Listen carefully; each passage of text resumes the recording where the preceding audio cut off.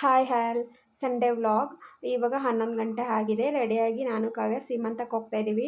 ನಮ್ಮ ನೈಬರ್ ಒಬ್ರದ್ದು ಸೀಮಂತ ಆಯಿತು. 5 ಮಂತಿಗೇನೋ ಅವ್ರ ತಾಯಿ ಮನೆ ಕಡೆ ಶಾಸ್ತ್ರ ಅಂತ ಮಾಡ್ತಾರಂತೆ. ಅದಕ್ಕೆ ಸಿಂಪಲ್ಲಾಗಿ ಇಟ್ಕೊಂಡಿದ್ರು, ಕರೆದಿದ್ದು ಹೋಗಿದ್ವಿ. 9 ಮಂತ್ಸಿಗೆ ಗಂಡನ ಮನೆ ಕಡೆ ಶಾಸ್ತ್ರ ಮಾಡ್ತಾರಂತೆ ಗ್ರ್ಯಾಂಡಾಗಿ. ತುಂಬ ಚೆನ್ನಾಗಿ ಕಾಣಿಸ್ತಿದ್ರು ತೇಜು ಅವರು.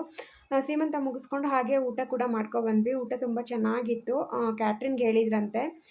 ಊಟ ಮುಟ್ಕೊಂಡು ಮನೆಗೆ ಬಂದ್ವಿ. ಅಷ್ಟರಲ್ಲಿ ಕಾಲ್ ಮಾಡಿದ್ರು ಸುಷ್ಮಾ ಅವರು, ಮನೆಗೆ ಬರ್ತಾಯಿದ್ದೀನಿ ಅಂತ. ಸುಷ್ಮಾ ಮತ್ತು ಅವ್ರ ದೊಡ್ಡಮ್ಮ ಇಬ್ಬರು ಬಂದಿದ್ದರು.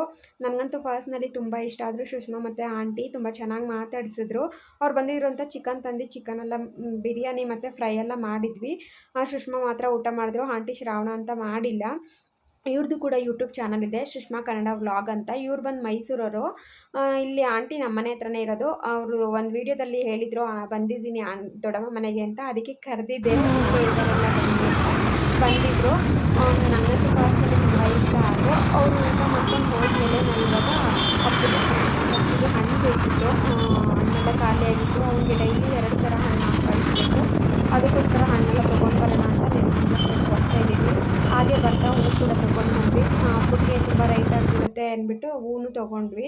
ಹಣ್ಣು ಮಾತಾಡ್ಸೋಕ್ಕಾಗಲ್ಲ, ಹೂವು ಮಾತಾಡ್ಸೋಕ್ಕಾಗಲ್ಲ, ಅಷ್ಟು ರೈಟ್ ಆಗಿಬಿಟ್ಟಿದೆ. ಈಗಲೇ ಅರ್ಧ ಕೆಜಿ 100 ರೂಪಾಯಿ ಹೂವು. ಇನ್ನು ಹಬ್ಬಕ್ಕೆ ಹೇಳ್ಬೇಕಾ? ಅದೆಲ್ಲ ಮುಗಿಸ್ಕೊಂಡು ಬಗಲಗುಂಟೆ ಹತ್ರ ಬಂದ್ವಿ. ಚಿಕನೆಲ್ಲ ತಿಂದಿದ್ವಲ್ಲ, ಸ್ವಲ್ಪ ಸೋಡಾ ಕುಡ್ಕೊಂಡು ಬರೋಣ ಅಂತ. ಯಾವಾಗಲೂ ಇಲ್ಲೇ ಬರೋದು ನಾವು. ತುಂಬ ಚೆನ್ನಾಗಿ ಮಾಡ್ತಾರೆ. ಬಗಲಗುಂಟೆ ಮಾರಮ್ಮ ಟೆಂಪಲ್ ಹತ್ರ ಹಾಕ್ಕೊಂಡಿದ್ದಾರೆ. ತುಂಬ ಚೆನ್ನಾಗಿ ಮಾಡ್ತಾರೆ. ಅದು ಚಿಕ್ಕವನಾಗ ಆಡ್ತಾನೆ, ದೊಡ್ಡನಾದಾಗ ಆಡ್ತಾನೆ. ಅದು ಇವಾಗ ಆಡು.